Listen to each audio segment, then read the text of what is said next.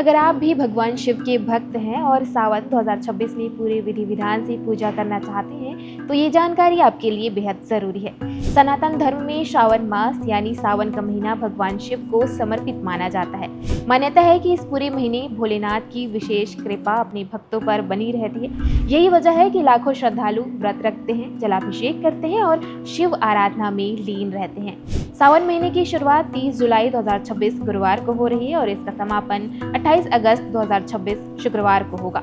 पहला सोमवार 3 अगस्त, दूसरा सोमवार 10 अगस्त, तीसरा सोमवार 17 अगस्त और चौथा सोमवार 24 अगस्त को रहेगा। साल 2026 का सावन कई मायनों में विशेष माना जा रहा है।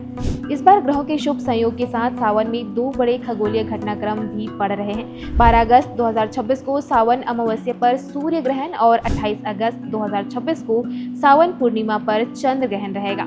धार्मिक दृष्टि से इन तिथियों का विशेष महत्व माना जाता है। शिव पुराण के अनुसार सावन के महीने में भगवान शिव पृथ्वी लोक पर अपने भक्तों के बीच विराजमान रहते हैं। इसलिए इस दौरान की गई पूजा, जप, दान और रुद्राभिषेक का फल कई गुना बढ़ जाता है। लेकिन इसी के साथ कुछ नियमों का पालन करना भी बेहद जरूरी माना गया है।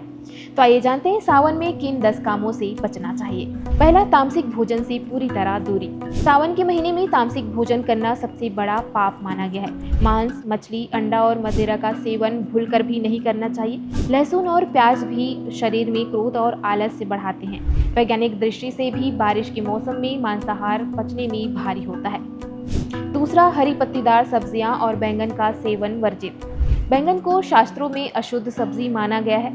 वहीं आयुर्वेदिक कारण से मानसून के दौरान हरी पत्तेदार सब्जियों जैसे पालक और मेथी में कीड़े और हानिकारक बैक्टीरिया तेजी से पनपते हैं, इसलिए इन्हें खाने से बचना चाहिए। तीसरा, बाल, दाढ़ी और नाखून काटना। सावन में बाल काटना, शेविंग करना और नाखून काटना शास्त्रों में वर्जित है। भगवान शिव वैरागी हैं और ये महीना सादगी और मोह माया से दूर रहकर आत्मा को शुद्ध करने का है।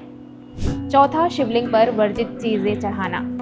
तुलसी के पत्ते, सिंदूर या कुमकुम, केतकी का फूल और हल्दी शिवलिंग पर कभी नहीं चढ़ानी चाहिए। इसके अलावा शंख से शिवलिंग पर जल चढ़ाना वर्जित है। हमेशा तांबे या पीतल के लोटे का उपयोग करें।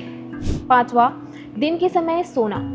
जो व्यक्ति दिन में सोता है वो आलस्य से घिर जाता है। बीमार या बुजुर्गों को छोड़कर स्वस्थ व्यक्तियों को सावन में दिन में सोने से बचना चाहिए और शिव आराधना करनी चाहिए। छठवां, दूध का अनादर करना या कच्चा दूध पीना। सावन में गाय का कच्चा दूध रुद्राभिषेक के लिए सर्वोत्तम है। इस महीने में दूध का उबल कर गिरना अशुभ माना गया है। बारिश के मौसम में आयुर्वेद के अनुसार कच्चा दूध पीने से वात बढ़ता है, इसे उबाल कर ही पिए। सातवां, किसी का अपमान, चुगली या अपशब्द कहना।